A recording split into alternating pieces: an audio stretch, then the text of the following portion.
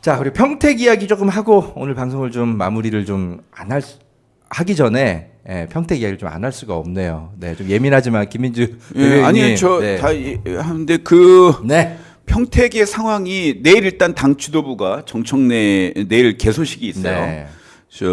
김용남 전 의원 후보의 개소식이 있어서 당 지도부가 네. 정청래 대표부터 해서 다 갑니다. 네. 지금 심각한 상황이라고 생각을 하는 것 같고 지금 재밌는 게 네. 김관영 무소속 후보가 출마하는 것 때문에 당에서 굉장히 강력하게 해당 행위를 얘기했잖아요. 네. 이게 이상하게 전라북도에서 튄 공이 이상하게 평택의 여파를 미친 거예요. 그러니까 조국 후보를 지지하고 응원을 마음속으로 했던 많은 민주당 지지층들이 지금 탈당하는 경우도 있습니다. 그래서 평택시장 후보였던 서현옥 후보가 지금 네. 조국 민주당을 탈당하고 지지자들과 함께 조국 혁신당에 입당을 해버렸어요. 그리고 네. 시도의원들 전 시도의원들과 일부 현 시도의원들마저도 조국 후보를 지지하는 뉘앙스를 풍기고 있거든요. 네. 그래서 심각한 상황이어서 지금 김현정, 홍기원 의원의 역할이 좀 중요하고 빨리 중요하고 심지어는 최원영 후보도 맞습니다. 나서야 될 상황입니다. 화면 좀 잠깐 띄워주시죠. 사실 제가 조승래 사무총장 이분이 이제 기자회견 하시는 것들 이렇게 좀 보는데 저도 민주당 출입 기자잖아요. 근데 보면 조금 태도 민주화 스스로 좀 하셔야 되겠다라는 생각이 좀 많이 들어요. 왜냐하면 이 사무총장이란 자리는 선출직이 아니잖아요. 그렇죠. 그냥 이제 그냥 사무 일을 맡긴 거예요. 그냥 딱 사무 일만 잘 하셔야 돼요. 근데 마치 당 대표가 된 것처럼 되게 고압적이고 명령적으로 그리고 당원들을 가르치듯이 좀 1인 1표제 그때 논쟁부터 포함해가지고 좀 그런 태도를 많이 좀 보이시더라고요. 그래서 제가 저는 이제 기자이니까 제가 그 앞에서 지적하긴 좀 그렇고 그냥 이게 질문만 하고 마는데 사실은 제가 오늘 같은 자리는 좀 논평하는 자리니까 좀 말씀을 드리면 조승래 사무총장은 사무총장 역할에 좀 충실하셔야 된다. 이 본인의 말이 알물이 오라도 이거를 마치 명령조로 당원들을 가르치듯이 하거나 뭔가 이렇게 자꾸 이렇게 하면 당원 주권주의와 안 맞는 거예요. 그리고 최근에 이제 조승래 사무총장은 그것도 사고를 솔직히 본인이 치셨잖아요. 이제 대통령 사진을 활용해서 하지 말라고. 근데 대통령 뜻도 그거 아니었고. 근데 그거에 대해서 사실 조승래 사무총장은 사과도 제대로 하지 않았어요. 정청래 대표가 대신 사과했어요. 그러고 그냥 후지부지 넘어갔는데 그러면 이제 조승래 사무총장은 좀 태도를 좀 당원들 앞에서 좀 바꾸실 필요가 있는데 여전해요. 그래서 지금 김관영 무소속 후보가 지금 전북에서 돌풍을 일고 있다고 하니까 지금 또 무슨 감찰 이렇게 조직을 보내가지고 막 전라북도 당원들을 막 감찰하겠다 막 이러고 있어요. 그러니까는 전북이 일단 들끓고 있고 이게 지금 파편이 튀어가지고 지금 조국혁신당이 이제 출마한 평택까지 지금 여기도 좀 시끄럽죠. 그래서 지금 이호철 전 민정수석이 이제 조국혁신당의 지금 조국 후보를 지지하고 나섰는데. 다만 저는 이런 생각은 좀 들어요. 정청래 대표 지도력 이런 거는 이제 아까 말씀드렸으니까 넘어가고 이호철 수석이 이게 과연 조국 대표에게 도움이 되는 선거 운동일까? 그런 면에서는 저는 평택에서 평가가 엇갈릴 것 같다는 생각은 들어요. 왜냐하면 이 노무현 정부 말기의 민정수석 그렇지. 사실 그때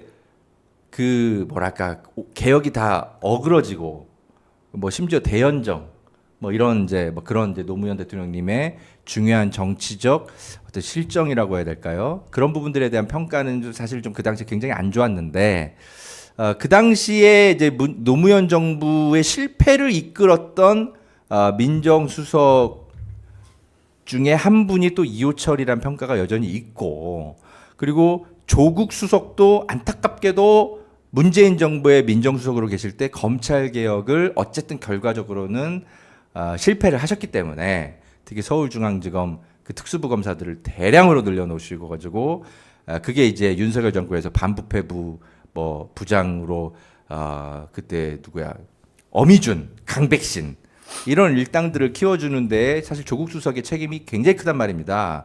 그래서 오늘 박균택 의원도 그런 부분을 똑같이 오늘 페이스북에 쓰셨더라고요. 조국 민정수석이 그런 부분은 겸허하게 국민 앞에 사과를 좀 먼저 하셔야 된다. 네, 이렇게 좀 쓰셨던데 그런 어떤 이제 노무현 정부와 문재인 정부 민정수석으로 계실 때 각자에다 좀 결함들이 좀 계신데 두 분이 이렇게 만나시는 게 과연 도움이 될까? 이런 면에 대해서는 조금 평가가 좀 엇갈릴 수도 있겠다라는 생각이 들고요. 우리 김민주 대변인 예. 조금 예민하시면 이 부분 여기 안 하셔도 됩니다. 아니야, 뭐 예민할 건 없죠. 네. 좀 어떻게 보십니까? 그러면 지금 네. 그러니까 너무 올드한 분들이 나와서 얘기하는 게 지금 또 아마 저 평택 시민들이나 당원들은 이호철이 누군지도 모를 거래요. 네. 너무 올드해서 네. 뭐 굳이 그렇게까지 할 필요가 있나? 네. 뭐 그런 생각이 들었고요. 네. 중요한 거는 오히려 저기 지역에 스며들지 못하는 실수들이 자꾸 나와요. 네. 조국 대표가 평택군이라고 했던가, 그렇죠. 아니면은 월세 두 달 그렇습니다. 계약이랄까. 네. 이런 빌미가 줘서 오히려 평택 사람들의 정서를 건드리고 있는 거거든요. 네. 예. 그러면 또 저기 김용남 후보는 또 평택에 연고가 있느냐 또 그렇지도 않거든요. 그렇죠. 예. 네. 그래서 평택 분들의 약간 지금 충청도 성향이 있어요. 네. 충청도하고 가까워서 그러네요. 예, 사투리도 지금 충청도 사투리를 많이 쓰고 그래서 이 민심이 어디로 방향을 그러니까 그렇다고 국민의힘한테 갈 것 같지는 않아요. 네. 예. 그렇죠. 네. 그래 맞습니다. 그래서 지금 화면 띄워주시죠. 안 그래도 지금 조국 후보가 또 평택 서부 경찰서 이야기를 좀 잘못 꺼내가지고. 아 그래요 또? 네, 평택의 서부 경찰서가 이게 여기가 이게 발표된 적이 없어요. 예, 없고. 근데 이제 조국 후보가 기자회견 자리에서 평택 서부 경찰서가 뭐 확정이 됐는데 뭐 그거는 뭐 어쩌고저쩌고 얘기를 하셨나 봐요. 근데 김용남 후보가 언제 평택이 서부 경찰서가 확정이 됐냐? 평택 북부 경찰서가 신설이 확정이 된 거다. 그래서 또 서부와 북부를 또 헷갈리신 거 아니냐? 또 이런 또 논란이 좀 있습니다. 그러니까 말씀하신 것처럼 평택 군이라고 표현한 것도 좀 잘못됐고 서부와 북부를 또 헷갈려서 또 경찰서 신설 문제를 또 헷갈리셨고 그리고 이제 말씀하신 것처럼 뭐 2개월 월세 계약을 하고 네, 거기서 이제 선거 운동을 시작하셔가지고, 네, 물론 이제 이후 1년 계약으로 정정했다라고 말씀은 하셨지만, 어쨌든 처음에 2개월 계약서를 쓴 건 사실인 것 같아요. 그렇기 때문에, 뭐, 떨어지면 바로 이사 갈 예정이었냐. 네, 이런 또, 평택에서는 또 곱지 않은 시선들이 좀 있죠. 자, 그런 부분들, 네, 때문에 그런지 지금 김용남 후보가 조국 후보에 비춰서는 확실히 좀 앞서가는 여론조사들이 계속 나오고 있고 오늘 한국갤럽 여론조사가 오늘 또 나왔더라고요. 여기도 보면은 이제 김용남 29%, 조국 24%, 유이동 국민의힘 의원이 20% 이렇게 3자 대결에서 이렇게 나오고 있습니다. 그리고 지금 진보당 김재현 후보, 네. 조국당은 국힘제로를 주장하지 않았냐. 그런데 최근에 하는 말들을 보면 국힘당 비판은 상대적으로 좀 덜하고 민주당 김용남 후보에 대한 비판만 하는 것이 어째 국힘제로 선거를 치르시는 것 같지가 않다. 이렇게 김재현 대표도 좀 꼬집었습니다. 전북 이야기 좀 마무리 좀 하면서 좀 가겠습니다. 지금 김관영 무소속 후보가 이원택 후보를 앞지르는 여론조사가 나와서 지금 특히 전북 지역 언론들은 굉장히 크게 좀 보도를 하고 있습니다. 김관영 후보가 43.2%, 이원택 후보가 39.7%로 오차범위 내이긴 하지만 김관영 후보가 무소속 후보임에도 불구하고 앞서는 여론조사가 나왔습니다. 자, 김관영 후보, 네, 전북 도민들이 오만한 민주당에 경고를 한 것이다라고 공세를 펴고 있고, 내가 설사 당선되더라도 정청래 대표가 민주당에 있으면 정청래 지도부에선 복당도 안 하겠다. 이렇게 입장을 밝혔습니다. 그래서 지금 이게 지금 뭐 이원택이 당선되냐, 김관혁이 당선되냐, 뭐 이런 것들도 굉장히 지방선거 앞두고 관심사지만 이게 지금 향후 이제 정청래 대표의 연임 관련한 전당대회에서 전북에서의 민심이 정청래 대표 심판론으로 지금 기울지 않을까. 언론들은 이제 그런 것까지도 좀 염두를 두고 좀 분석을 하게 되는 것 같아요. 대변인님 이와 관련해서 뭐 말씀을 하셔도 되고 안 하셔도 되고 아니 뭐 어떻습니까? 사실은 전북은 어떻게 보면 저희 당의 텃밭이잖아요. 네. 그런데 거기서 무소속 후보를 나게 하는 원인과 그다음에 네. 그 이후의 공천 과정이 매끄럽지 못해서 아까도 얘기했듯이 김관영 후보 캠프로 많은 네. 안호영 지지자들이 간 거는 뼈 아프죠. 근데 어쨌거나 이것뿐이 아니라 지방선거에서 우리가 목표로 했던 최소한 한두 군데 빼놓고는 전부 다 이기는 거가 어려우면 이 대통령의 지지율이 이렇게 높고 대통령이 이렇게 잘하는데 네. 당이 잘못한 거밖에는 말이 안 되잖아요. 그래서 이거에 대한 분석은 나중에 끝나고 해야 되지만 네. 지금으로서는 무조건 민주당의 승리를 위해서 다 같이 뛰어야죠. 네. 예.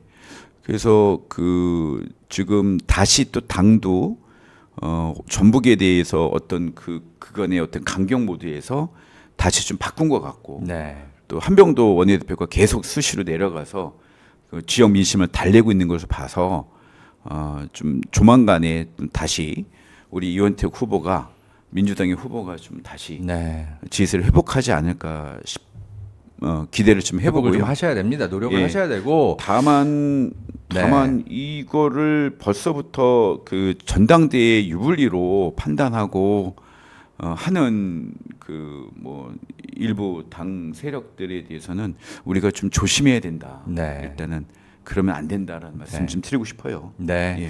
대변인님은 대변인님의 말씀을 하시고요. 이제 저희는 그냥 언론의 역할을 하겠습니다. 저희는 그냥 분석을 좀 하겠습니다. 오늘 저기 김관영 후보 네.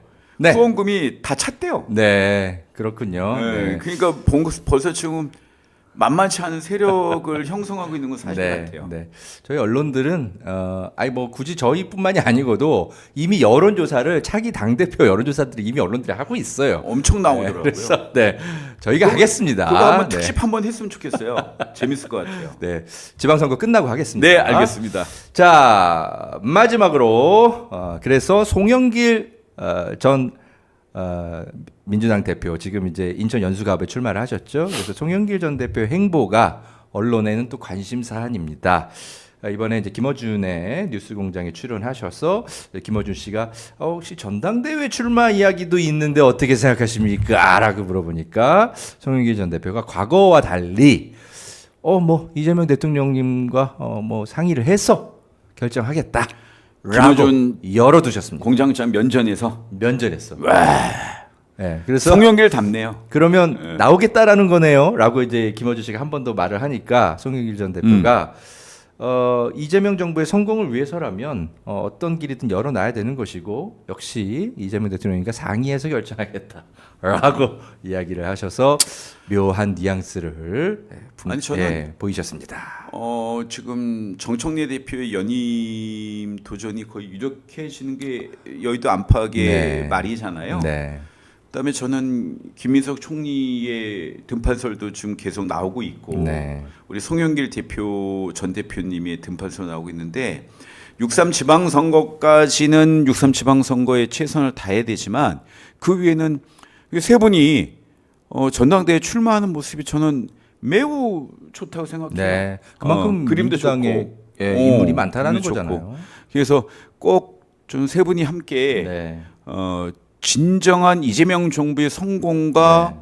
그다음에 정권 재창출을 위해서 어떤 당 대표 가 어울리는지 어떤 전당대회에 되는지 진지하게 당원분들한테 알려주고 전 당원들이 심각하게 고민하고 결정할 수 있는 계기가 됐으면 좋겠습니다. 민주당이 확실히 이게 될 집안인 것 같아요. 네, 그래서 저는 강훈식 비서실장도 요즘 이제 대권 지지율이 굉장히 높게 나오고 있거든요. 그렇기 때문에 강훈식 비서실장도 살짝 그 당대표 도전도 고민하고 계시다라는 정가의 또 분석도 있을 정도로, 물론 뭐 지금 이재명 정부의 비서실장 역할을 잘하고 계시지만 그만큼 하마평들이 많이 이렇게 올라온다라는 것 자체가 민주당이 역시 될 정당이다. 네. 그런 또 분석을 좀 해봅니다. 자, 다만 말씀하신 것처럼 지금은 이제 지방선거이기 때문에 뭐 지금 뭐 차기 전당대회 얘기하기는 좀 섣부르고요. 저 국힘당의 저 온갖 흑색 선전, 네, 잘 막아내면서 또 이재명 정부의 국정 운영도 탄탄하게 계속되면서 우리 시민사회가 함께 지방선거를 함께 치러야 됩니다. 이게 뭐 민주당만의 선거가 아니고, 왜냐하면 내란 세력 심판 선거잖아요. 그렇기 때문에 우리 민주 시민사회의 선거이기도 합니다. 그렇기 때문에 저희 시민언론 뉴탐사와 허재현 기자 등등등의 민주진영 열심히 일하는 기자들이 또 지방선거까지 열심히 취재하고 논평하고 그렇게 하도록 하겠습니다. 자, 우리 김민주 선임 부대변인님, 지역에서 사실 굉장히 바쁜데 어쩔 수 없이 여론조사 전문가가 많지 않아가지고 제가 오늘 좀 부득이 좀 모셨습니다. 너무 죄송스럽긴 한데, 네, 그래도 가끔씩 한번 좀 나와주십시오. 불러주십시오. 이제 저 한가합니다. 네, 그렇진 않으시죠? 아니요, 그건 아니신 건 아니신데 오산에서 진짜 바쁘십니다. 그리고 또, 또 대형 유튜브 채널에서도 요즘 많이 부르시잖아요. 그래서 저희가 너무 죄송스럽긴 한데, 네, 저희 시민언론 뉴탐사에 좀 자주 좀 모시겠습니다. 뭐 마지막으로 하실 말씀? 네. 예, 저 6.3 지방선거 반드시 승리하고 내란 종식 이뤄야 됩니다. 그만큼 중요한 선거입니다. 저도 떨어졌지만 오똑 그 선거 유세단이라고 있어요. 네. 박주민 의원님이 위원장으로 있는. 거기에 합류하셨어요? 거기에 합류할 생각이고 어제 신청서를 냈어요. 그게 전국 방방곡곡 떨어졌지만 다른 후보들의 당선을 위해서 선당 수사의 정신으로 열심히 감사합니다. 하겠습니다. 제가 시민으로서 감사드립니다. 아유, 감사합니다. 네.